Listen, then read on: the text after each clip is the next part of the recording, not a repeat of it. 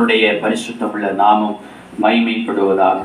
ஆண்டவரும் அருமை இரட்சகருமாகிய இயேசு கிறிஸ்துவின் இனிதான நாமத்தினாலே என்னுடைய பாதத்தில் கடந்து வந்திருக்கிற உங்கள் அனைவரையும் அன்போடு கூட வாழ்த்துகிறேன். கர்த்தர் உங்களை நிறைவாய் ஆசீர்வதிப்பாராக. இந்த நாளிலும் செய்திக்காக தெரிந்து கொண்ட வேத வசனம் 1 சாமுவேலின் புஸ்தகம் அதனுடைய 2வது அதிகாரம். 1 சாமுவேலின் புஸ்தகம் 2வது அதிகாரம் அதனுடைய 26வது வேத வசனத்தை ஒருவர் சத்தமாய் வாசிப்போம். 1 சாமுவேலின் புஸ்தகம் 2வது அதிகாரம் 26வது வேத வசனத்தை எடுத்தவர்கள் சத்தமாய் வாசிப்போம். சாமுவேல் என்னும் பிள்ளையாண்டானோ பெரியவனாக வளர்ந்து கர்த்தருக்கும் மனுஷருக்கும் பிரியமாக நடந்து கொண்டான். சாமுவேல் என்னும் பிள்ளையாண்டானோ பெரியவனாக வளர்ந்து கர்த்தருக்கும் மனுஷருக்கும் பிரியமாக நடந்து கொண்டான் என்று சொல்லி கர்த்தருடைய வேதத்தில் நாம் வாசிக்கிறோம். கர்த்தருக்கு ஸ்தோத்திரம். கடந்த உபவாச கூட்டத்தில் நேற்றைய தினத்தில் இந்த வேத வசனத்திலிருந்து இன்னொரு பகுதியை நாம் தியானிப்பதற்கு பரலோகத்தின் தேவன் நமக்கு கிருபை தந்தார். இந்த நாளிலும் தொடர்ந்து இந்த வேத வசனத்திலிருந்து நாம் தியானிக்க போகிறோம். இந்த சாமுவேலை குறித்து சொல்ல போனால் எல்கானா ஸ்தோத்திரம் அன்னாளுடைய குமாரன் தான் இந்த சாமுவேல். உடைய பெற்றோர் பல வருஷங்களாக அன்னாளில் குழந்தை இல்லாமல் மிகுந்த நிந்தைகளை வேதனைகளை தன்னுடைய வாழ்க்கையில் அனுபவித்தவள், அதிகமாக ஆண்டுடைய சமூகத்தில் கண்ணீர் வடித்தவள், பல நாட்கள் சாப்பிடாமல் அதை அப்படியே வைத்து கொண்டு அழுது புலம்பினவள். கர்த்தர் அவருடைய அந்த புலம்பலை கர்த்தர் பார்த்தார், அவருடைய நிந்தையை கர்த்தர் பார்த்தார். சாதாரண குடும்பமாக அந்த குடும்பம் ஒரு காலத்தில் அது காணப்பட்டது. கர்த்தருடைய நிந்தையும் கண்ணீரையும் புலம்பலையும் பார்த்து கர்த்தர் என்ன செய்தார்? அன்னாளை கண்ணோக்கி பார்த்து அவளுக்கு இந்த சாமுவேல் என்கிறதான இந்த குழந்தையை கொடுத்தார். இந்த சாமுவேல் என்கிறதான இந்த குழந்தையை கொடுத்த பிற்பாடு கொஞ்ச நாளைக்குள்ளாக இப்போ அந்த குடும்பம் முன்காலங்களில் ஸ்தோத்திரம் மிகவும் ஒரு சாதாரண ஒரு குடும்பமாக, பெரிய அளவில் யாருக்குமே அறிமுகமே இல்லாத ஒரு குடும்பமாக காணப்பட்ட அந்த குடும்பத்தை தேவனாய் கர்த்தர் இப்பொழுது பாருங்க, அந்த தேசத்திற்கு ஸ்தோத்திரம் இஸ்ரவேல் தேசத்திற்கு அறிமுகமான குடும்பமாகவும் இஸ்ரவேல் தேசத்தையே ஆளுகை செய்கிற குடும்பமாகவும் நியாயம் விசாரிக்கிற குடும்பமாகவும் கர்த்தர் அந்த குடும்பத்தை பிரபலப்படுத்தினார். இன்னைக்கு உலகமெங்கிலும் அந்த குடும்பம் பிரபலமாய் சொல்லப்படுகிற அளவுக்கு, பேசப்படுகிற அளவுக்கு கர்த்தர் அந்த குடும்பத்தை மேன்மைப்படுத்தினார். அல்லேலூயா, அல்லேலூயா. காரணம், அவர்களுக்கு பிறந்ததான அந்த குமாரனாகிய அந்த சாமுவேலை கர்த்தர் என்ன செய்தார்? அவன் நேசித்தார். சாமுவேல் அவன் வளர்ந்து அவன் பெரியவனானான் என்று சொல்லி நாம் வாசிக்கிறோம். அவன் தேவனுக்கும் மனுஷனுக்கும் அவன் பிரியமானவனாக அவன் நடந்தபடியினால் கர்த்தர் என்ன செய்தார்? அவனுடைய வாழ்க்கையை ஆசீர்வதித்து அவனை ஒரு மிகப்பெரிய வல்லமையான தீர்க்கதரிசியாக கர்த்தர் அவனை உயர்த்தினார். ராஜாக்களையே அபிஷேகம் பண்ணுகிற தீர்க்கதரிசியாகவும் தேசத்தை நியாயம் விசாரிக்கிற நியாயாதிபதியாகவும் கர்த்தர் அவனுடைய வாழ்க்கையை அவ்வளவு பெரியவனாக கர்த்தர் அவனை ஆசீர்வைத்து மேன்மைப்படுத்தினதை வேதத்திலே நாம் வாசிக்கிறோம். கர்த்தருக்கு ஸ்தோத்திரம். அப்படியானால் இந்த சாமுவேலுடைய வாழ்க்கை இந்த அளவுக்கு மேன்மை அடைவதற்கு, சாதாரண குடும்பத்தில் பிறந்ததான இவருடைய வாழ்க்கையை கர்த்தர் இந்த அளவுக்கு மேன்மைப்படுத்துவதற்கு, உயர்த்துவதற்கு தேவன் அங்கே அந்த சாமுவேலுடைய வாழ்க்கையில சில காரியங்களை தேவன் கண்டிருக்கிறார். அந்த மனுஷனுடைய வாழ்க்கையில சில காரியங்களை காணாத பட்சத்துல அவ்வளவு கர்த்தர் மேன்மையான ஸ்தானத்துல இந்த சாமுவேலுடைய வாழ்க்கையை கர்த்தரால் நினைச்ச முடியாது, அவர் உயர்த்த மாட்டார்.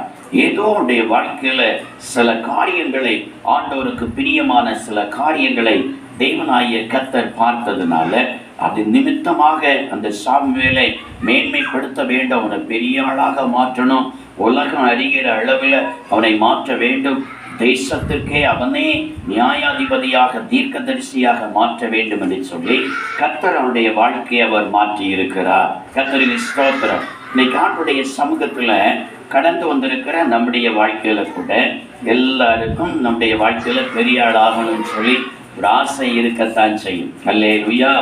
எல்லாருக்கும் பெரிய ஆள் ஆகணும், வாழ்க்கையில நல்ல உயர்ந்த நிலையில வரணும், ஆசீர்வாதமா வரணும், மேன்மையா வரணும், ஆமா பிரபலமாக வரணும் என்று சொல்லி அநேகருக்கு ஆசீர்வாதமாக மாறணும் என்கிறதான அந்த ஆசை இந்த நாட்களில் எல்லாருடைய வாழ்க்கையிலும் காணப்படுகிறது.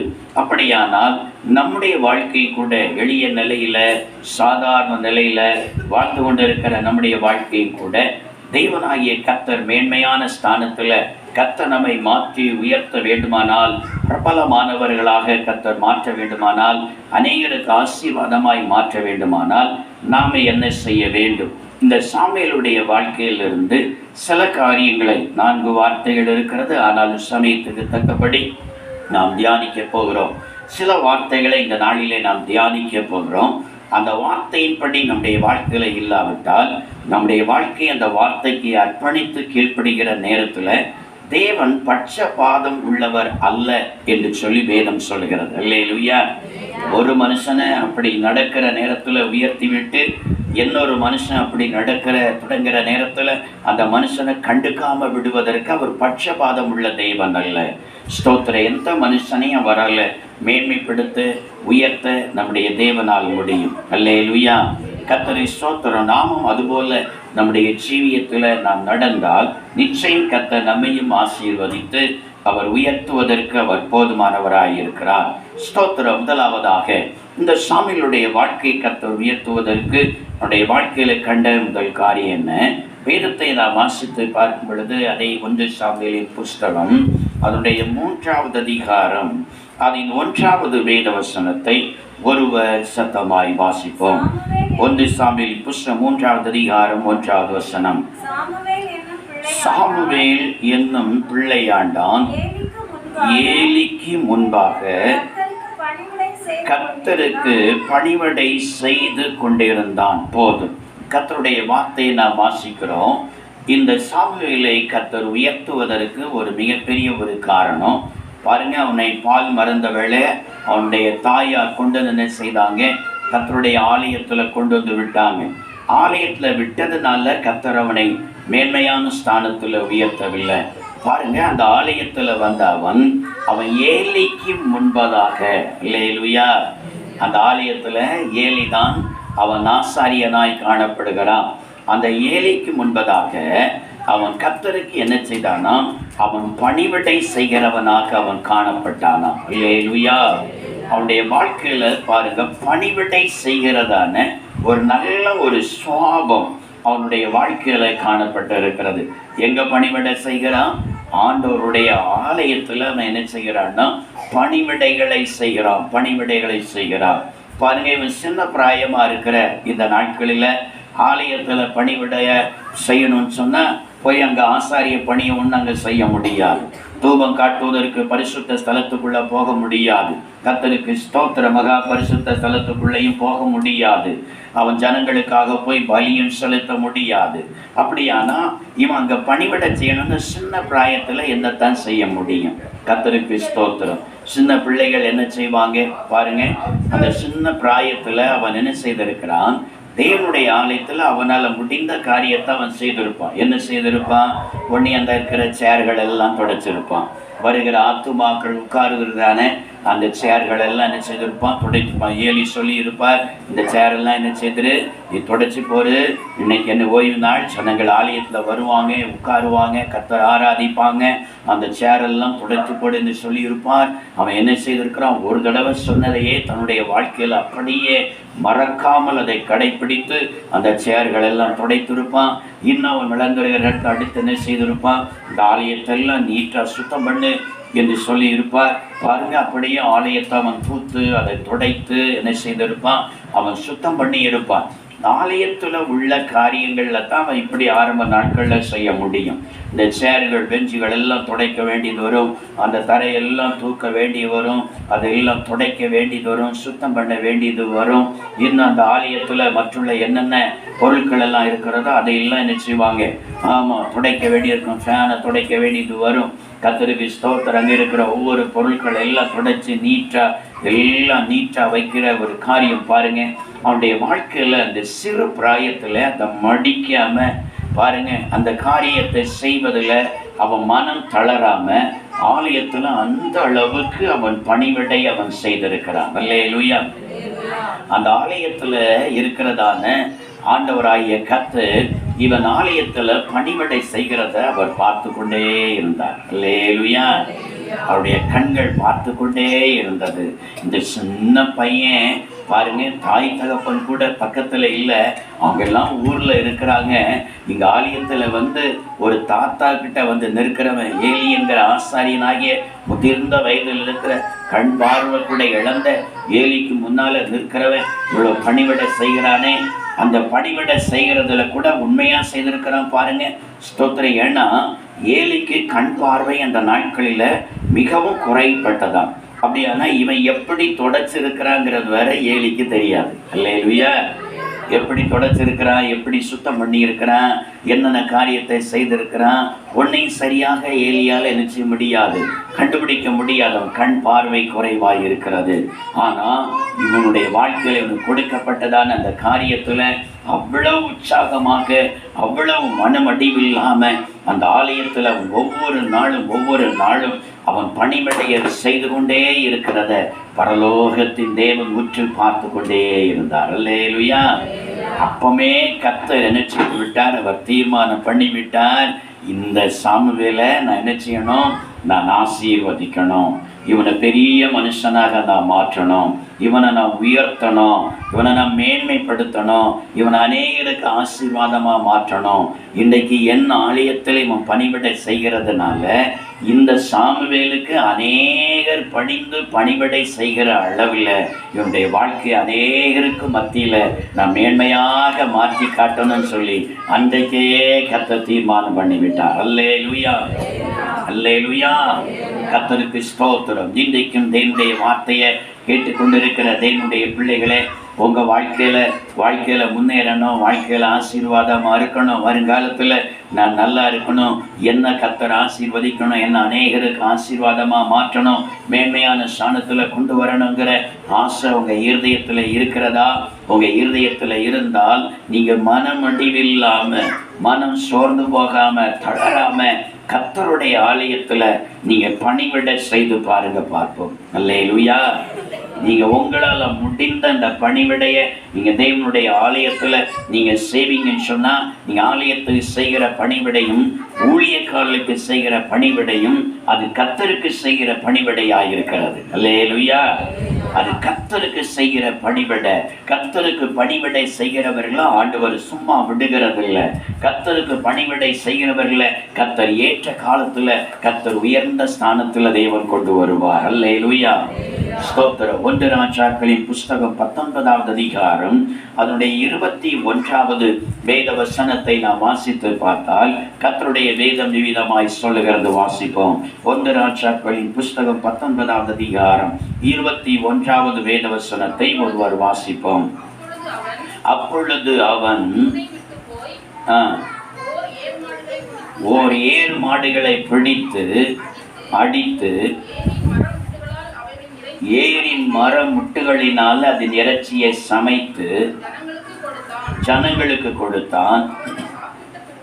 அவர்கள் சாப்பிட்ட பிற்பாடு அவன் எழுந்து எலியாவுக்கு பின் சென்று அவனுக்கு ஊழியம் செய்தான். அல்லேலூயா. ஸ்தோத்திரம். இங்க நவேத்துல நான் வாசிக்கும் பொழுது எலிசாவை குறித்து சொல்லப்பட்டு இருக்கிறது. எலிசா பாருங்க, ஒரு நல்ல வசதியான குடும்பத்துல இருக்கிறவர். 12 ஏர் பூட்டி உழுது கொண்டு இருக்கிறான் பாருங்க. ஒரு பெரிய வயல் நிலம் இருக்கிறது, நிறைய சொத்துக்கள் இருக்கிறது, நல்ல ஆசீர்வாதம் உள்ள ஒரு மனுஷன். ஸ்தோத்திரம். ஆனால் ஒரு நாள் கர்த்தர் அவனை என்ன செய்தார், தெரிந்தெடுத்தார்.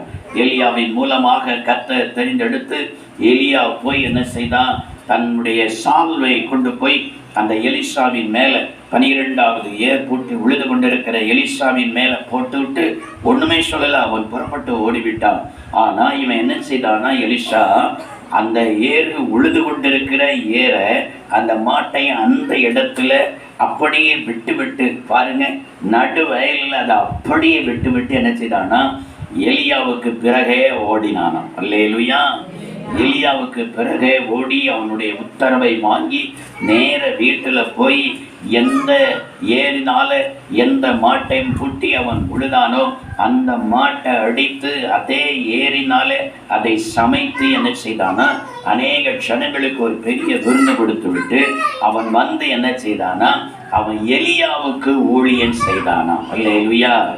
எலியாவுக்கு ஊழியம். இந்த பிள்ளைகளை கொஞ்ச நேரம், இந்த பிள்ளைகளை சத்தம் ரொம்ப அதிகமாக இருக்குது. பிள்ளைகளை சத்தம் அப்படியே இங்கேயும் பதியும். கொஞ்சம் கவனிச்சிடுங்க. ஸ்தோத்திரம். சத்தம் போடாமல் பார்க்கணும். கர்த்தரை ஸ்தோத்திரம். அவன் எலியாவுக்கு ஊழியம் செய்தான் என்றால் நல்லா கவனிங்க, எலியாவுக்கு அவன் பணிவிடை செய்திருக்கிறான். அல்லேலூயா. எலியாவுக்கு பணிவிடை செய்திருக்கிறான். எலியாவுக்கு என்னென்ன காரியங்கள் எல்லாம் செய்யணுமோ பாருங்க, அந்த எலியாவுக்கு வந்து எல்லா காரியங்களிலும் அவனுக்கு வேண்டிய காரியங்களில் உதவியாக அவனுக்கு பணிவிடை செய்து கொண்டே இருந்தான். இதான் அவனுடைய ஊழியம். பாருங்க, நல்ல வசதி உள்ளவன் தன்னை தாழ்த்தினான். நல்ல வசதி உள்ளவன் தன்னை தாழ்த்தி அந்த எலியாவுக்கு பணிவிடை அவன் செய்து கொண்டு இருந்தான். பாருங்க, எத்தனை வருஷம் எலியாவினுடைய நாட்கள் முடிகிறது வரைக்கும் கர்த்தர் எலியாவை சுழல் காற்றுல பர்வதத்துல எடுத்து கொள்ளுகிறது வரைக்கும் வேறவனுக்கு ஒரு ஊழியமும் கிடையாது. யாருக்கும் தீர்க்கதரிசனம் சொல்லுகிறதும் கிடையாது. எந்த ராஜாவை அபிஷேகம் பண்ணுகிறதும் கிடையாது. யாருக்கும் பிரசங்கம் பண்ணுகிற ஊழியமும் கிடையாது. ஒரு ஊழியம் இல்லை. அவனுக்கு ஊழியமே இதுதான், எலியாவுக்கு பணிவிடை செய்கிறதான் அவனுடைய ஊழியம். அல்லேலூயா. அல்லேலூயா. பாருங்க, அந்த வசதி உள்ள நிலையிலிருந்து அவன் வந்தாலும் அந்த பணிவிடை ஊழியத்தை அவன் உற்சாகமாக செய்து கொண்டே இருந்தான். அல்லேலூயா. மனம் தளர்ந்தே போகல, சோர்ந்து போகவே இல்லை. என்னன்னா, எத்தனை காலம் இப்படி நான் பணிவிடையை நான் செய்துக்கிட்டே இருக்கிறது, என்னைக்கு நான் ஊழியத்தில் எழுப்புகிறது, நானும் ஒரு பெரிய ஆளாக மாறாண்டாமா, நானும் ஒரு பெரிய பிரசங்கியாராக மாறாண்டாமா, நானும் ஒரு வல்லமையான ஊழியக்காரராக மாறாண்டாமா, எத்தனை காலம் நான் இப்படியே நான் பணிவிடை செய்து எலியாவுக்கு துணியை தோய்த்து போடுகிறது, அயன் பண்ணி கொடுக்கிறது, அவருக்கு பேக்கை தூக்கிறது, அவருக்கு செருப்பை மாட்டி விடுறது, இதுதான் என்னுடைய ஊழியமா என்று சொல்லி தன்னுடைய வாழ்க்கையில ஒரு நாள் கூட அதை குறித்து சிந்தித்து பார்க்கவில்லை. அல்லேலூயா. சிந்தித்து பார்க்காமல் அந்த பணிவிடைகளை எலியா என்னென்ன சொல்கிறானோ அந்த காரியங்கள் அத்தனையும் அவன் செய்து பணிவிடை அவன் செய்து கொண்டே இருந்தான். கர்த்தர் அதை உற்று பார்த்துட்டே இருந்தார். அல்லேலூயா. அல்லேலூயா.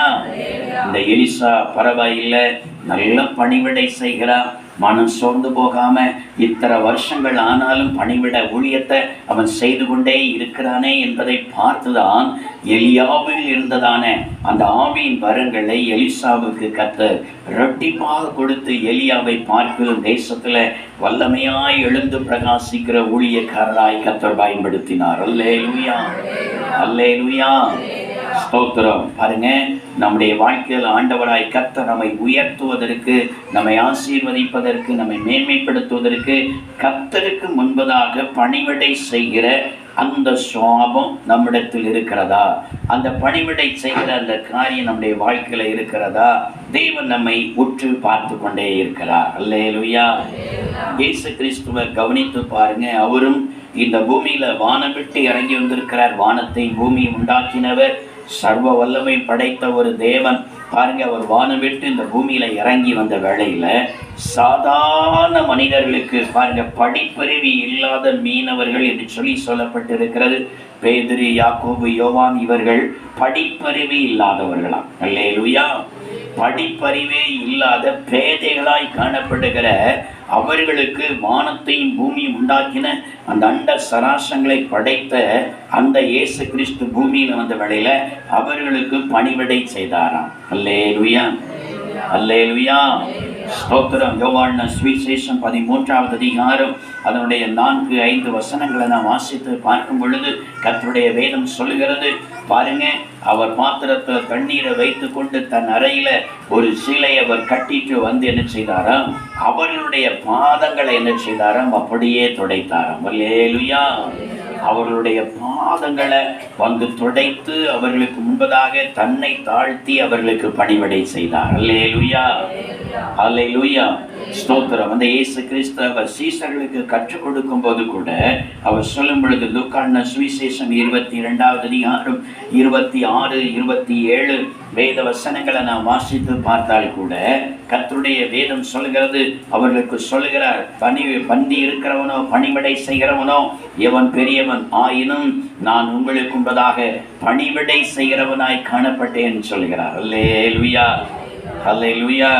பாருங்க, சீசர்கள் எல்லாம் உட்கார வச்சுட்டு இவர் தான் அவர்களுக்கு ஆகாரத்தை நிச்சயவர் பங்கிட்டு கொடுப்பார். அல்லேலூயா, ஸ்தோத்திரம் பண்ணி இவர் தான் அவர்களுக்கெல்லாம் ஆகாரத்தை போட்டு அவர்களுக்கெல்லாம் ஆயத்தம் பண்ணி கொடுக்கிறார். பாருங்க, அந்த அளவுக்கு இயேசு கிறிஸ்து தன்னுடைய வாழ்க்கையில ஒரு பணிவிடையின் சுவாபம் உள்ளவராய் காணப்பட்டார். அல்லேலூயா, கர்த்தருக்கு ஸ்தோத்திரம். இன்னைக்கு ஆண்டுடைய வார்த்தையை கேட்டுக்கொண்டிருக்கிற தேவனுடைய பிள்ளைகளை கர்த்தர் உங்களையும் உயர்த்த முடியும்.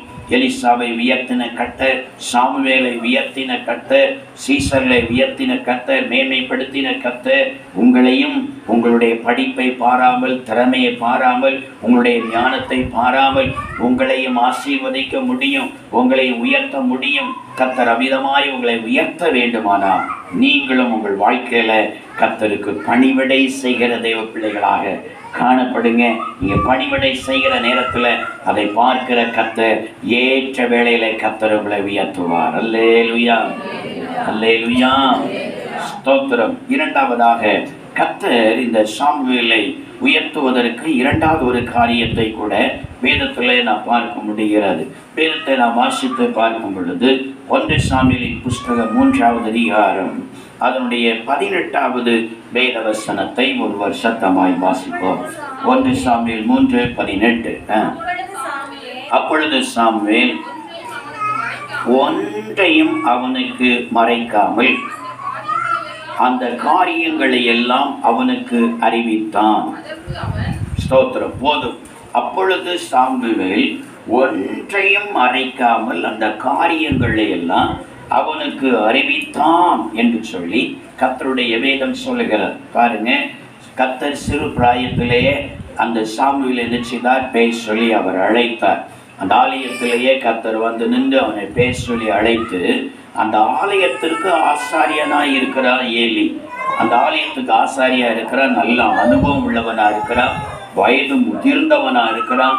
ஆனால் தள்ளாடுகிற வயதில் இருக்கிற அந்த வயது முதிர்ந்தவனுக்கு அவனுக்கு பேர பிள்ளையை விட இன்னும் சின்ன பிள்ளையாக காணப்படுகிற இந்த சாமுவேலுக்கு அவனுடைய வீட்டை குறித்து அவருடைய பிள்ளைகளை குறித்து கர்த்தர் வந்து என்ன செய்தார்னா, நான் என்னென்ன காரியத்தெல்லாம் நாங்கள் செய்வேன் அப்படி என்று சொல்லி என்னென்ன காரியங்களும் அவங்க செய்கிறாங்க, என்னென்ன பாவம் செய்கிறாங்க, என்னென்ன அக்கிரமம் செய்கிறாங்க, ஆகியனால இப்படி இப்படி என்ன நான் செய்வேன்னு என்று சொன்னதை பாருங்க. அந்த ஏலி கேட்குற நேரத்தில் பயப்படாம, அவ்வளவு வயது முதிர்ந்தவர், அவர் என்னை விட அனுபவமிக்கவர், என்னை விட ரொம்ப வயதுல முதிர்ந்தவர், நான் அவருக்கு சொல்லிக் கொடுக்க வேண்டிய அவசியம் இல்லை, அவருக்கு எல்லாம் தெரியும், ஆகையினால நான் எதையும் சொல்லக்கூடாது.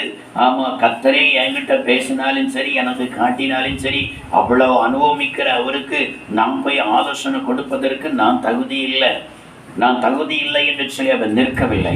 பாருங்க, அவ்வளவு பெரிய அந்த ஆசாரியனுக்கு, அந்த முதிர்ந்த நிலையில் அனுபவமிக்கிற அந்த ஆசாரியனுக்கு இவன் தைரியமாய் போய் கர்த்தர் சொன்ன வார்த்தைகளை எல்லாம் தைரியமாய் அவர் சொல்ல ஆரம்பித்தார். அல்லேலூயா, அல்லேலூயா. ஆண்டவருடைய பார்வையில அது ரொம்ப பிரியமாக இருந்தது. எவ்வளவு பயப்படாம, அரைக்காம, நான் சொன்னதை அப்படியே போய் அந்த மனுஷனிடத்துல, அந்த ஏலியின் இடத்துல, ஆசான் இடத்துல அவன் அப்படியே போய் இவன் சொன்னானே. ஆகையினால இந்த சாமுவேலை நான் ஒரு பெரிய வல்லமையான தீர்க்கதரிசியாக மாற்றி இவன் வாயில தேசத்தின் ஜனங்களுக்கு, ராஜாக்களுக்கு நான் சொல்லுகிற வார்த்தையை இவன் நாவல நான் அருளி செய்தா அந்த மனுஷர்களுக்கு பயப்படாம தைரியமா போய் அவன் சொல்லுவான் என்பதை கர்த்தர் அறிந்தார். அல்லேலூயா, அல்லேலூயா, கர்த்தருக்கு ஸ்தோத்திரம். தைரியமா இவன் சொல்லுவான். என்பதை தேவனாய் கர்த்தர் அறிந்து என்ன செய்தார்? கர்த்தர் அவனை ஒரு வல்லமையான தீர்க்கதரிசியாக தெரிந்தெடுத்தார். அல்லேலூயா. நீங்க அடுத்த வசனத்துல 19வது வசனத்துல நீங்க வாசித்தீங்கன்னா, சாமுவேல் வளர்ந்தான், கர்த்தர் அவனோட கூட இருந்தார், அவர் தம்முடைய எல்லா வார்த்தைகளிலும் ஒன்றாயாகிலும் தரையிலே விழுந்து போக விடவில்லை. அல்லேலூயா.